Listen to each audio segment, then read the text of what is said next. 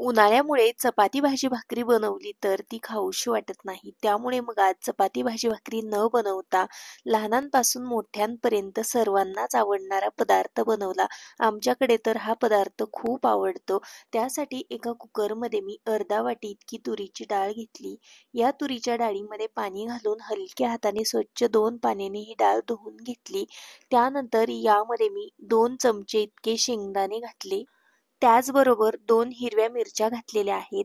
इथं मी तिखट मिरच्यांचा वापर केलेला आहे. तुम्हाला हवं असेल तर तुम्ही पोपटी रंगाच्या मिरच्या घातल्या तरी देखील चालू शकतं. एक मीडियम आकाराचा बारीक चिरलेला टोमॅटो आणि पाव चमचा हळद पावडर घातली. त्यानंतर यामध्ये 2 ते 2.5 कप इतकं पाणी घालायचं. 2 कप पाणी घालून हे व्यवस्थित असं एकदा मिक्स केलं. त्यानंतर कुकरचं झाकण लावलं आणि गॅस ऑन करून गॅसवरती हा कुकर डाळ शिजण्यासाठी ठेवून दिला. कुकरच्या 4 शिट्ट्यांवरती ही डाळ शिजवून घ्यायची आहे. डाळ शिजत आहे तोपर्यंत या इथं एका बाउलमध्ये 1 कप भरून इतकं गव्हाचं पीठ घेतलं. पोहे खाण्याच्या मीडियम आकाराच्या चमच्याने 2 चमचे भरून इतकं बेसन पीठ घातलं. त्यानंतर यामध्ये काही मसाले घातले. मसाल्यांमध्ये अर्धा चमचा धना पावडर, पाव चमचा हळद पावडर घातली, अर्धा चमचा काश्मीरी लाल मिर्च पावडर घातली, पाव चमचा ओवा घातलेला आहे. तो हाताने क्रश करून घातला, त्यामुळे त्याचा सुगंध छान येतो. सोबतच चवीकरता मीठ घातलं आणि जास्तीची बारीक चिरलेली कोथिंबीर घालून 2 चमचे इतकं तेल घातलं. थंड तेलच इथं मी वापरलेलं आहे. त्यानंतर सर्व साहित्य व्यवस्थित असं एकदा मिक्स करून घेतलं. मिक्स करून झाल्यानंतर यामध्ये थोडं थोडं पाणी घालून हे पीठ आहे ते आपल्याला मळून घ्यायचं आहे. जशी कणिक आपण चपाती बनवण्यासाठी मळतो तशीच आपल्याला इथं कणिक मळून घ्यायची आहे. जास्तही पातळ नाही आणि जास्तही घट्ट नाही. अगदी मुलायम आणि आपल्याला मऊसर अशी इथं कणिक मळून घ्यायची आहे. इथं कणिक मळून घेतलेली आहे. जास्त पातळ नाही, जास्त घट्ट नाही. अगदी मऊसर आणि मीडियम अशा प्रकारची कणिक मळली.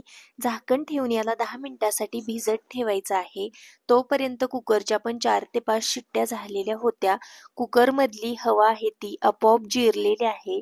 त्यानंतर मी कुकरचं झाकण काढलं तर डाळ अगदी छान शिजलेली आहे. यामधला टोमॅटो पण अगदी परफेक्ट असा शिजलेला आहे. आता ही डाळ आहे ती आपल्याला घोटून घ्यायची आहे.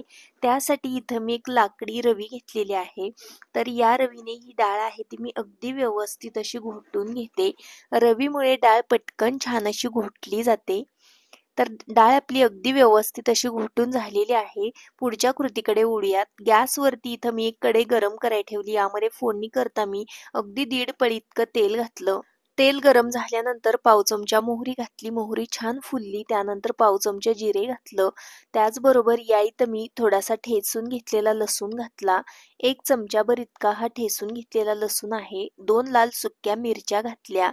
एक मीडियम आकाराचा चिरून घेतलेला टोमॅटो घातला. टोमॅटो घातल्यानंतर तो आपल्याला 1 ते 2 मिनिटासाठी छान असा परतून घ्यायचा आहे. टोमॅटोमध्ये थोडासा ओलावा असतो, तो दूर होतो आणि टोमॅटो अगदी छान मऊसर होतो. सोबतच आपण यामध्ये काही कढीपत्त्याची पानं घालूयात. कढीपत्ता घातल्यानंतर एकदा व्यवस्थित मिक्स करते आणि हा टोमॅटो आहे ते 1 ते 2 मिनिटासाठी परतून घेते. 2 चिमूटभर इतकी हळद पावडर घातलेली आहे. डाळ शिजताना पण हळदीचा वापर केला, त्यामुळे थोडीशी कमीच वापरली. त्यानंतर अर्धा चमचा बॅडगी मिर्च पावडर आणि अर्धा चमचा धना पावडर घातलेली आहे. फोडणी व्यवस्थित मिक्स करायची आहे. फोडणी अगदी छान कडकडीत गरम करून घ्यायची आहे आणि त्यानंतर यामध्ये आपल्याला शिजवून घेतलेली डाळ घालायची आहे. अशी ही खडखडीत फोडणी तयार झाली तर आपल्या या पदार्थाला चव छान येते. त्यानंतर यामध्ये 2 ग्लास इतकं पाणी घालायचं आहे. सुरुवातीला आपल्याला ही डाळ आहे ती थोडीशी पातळ सरस ठेवायची आहे अशा पद्धतीने. त्यानंतर चवीकरता मीठ घालूयात. कणिक मळताना देखील मिठाचा वापर केलता, त्यामुळे मीठ इथं बेतानेच वापरायचं आहे. एकदा व्यवस्थित मिक्स करून घेऊयात आणि लो गॅसवरती या डाळीला उकळी येत आहे तोपर्यंत मळून घेतलेलं पीठ देखील छान भिजलेलं आहे. आता ज्या पद्धतीने आपण चपाती बनवतो त्याच पद्धतीने याची आपल्याला चपाती बनवून घ्यायची आहे. चपातीला ज्या पद्धतीने आपण गोळा करतो तसा गोळा केला आणि पीठ लावून ही ही चपाती आहे ती आपल्याला लाटून घ्यायची आहे. यामध्ये बेसन पीठ घातल्यामुळे हे थोडंसं पोळपटला चिकटतं, त्यामुळे सुक्कं पीठ लावून आपल्याला याची छान अशी चपाती लाटून घ्यायची आणि त्यानंतर एखादा कटर किंवा चाकू घ्यायचा आहे आणि त्याने आपल्याला याला कट करून घ्यायचं आहे. ज्या पद्धतीने आपण चकोल्या बनवण्यासाठी लाटी कट करतो त्याच पद्धतीने अगदी आपल्याला ह्या ढोकल्या आहेत त्या बनवून घ्यायच्या आहेत. तर इथं मी या कटरने ढोकली आहे ती कट करून घेत आहे. डायमंड शेपमध्ये मी याला कट करत आहे. हवं असेल तर तुम्ही चौकोनी शेपमध्ये कट केलं तरी देखील चालू शकतं. आज मी गुजराती दाल ढोकली बनवत आहे. त्यासाठी अशा प्रकारे इथं मी ढोकल्या आहेत त्या कट करून घेतलेल्या आहेत. या ढोकल्या जर एकमेकांना चिकटलेल्या असतील तर आपण जे वरण बनवलेलं आहे त्यामध्ये सोडल्या तर त्या अगदी छान मोकळ्या होतात. तर अशा पद्धतीने बनवून घेतलेल्या सर्व ढोकल्या आहेत त्या आपल्याला उकळत्या डाळीमध्ये सोडून घ्यायच्या आहेत.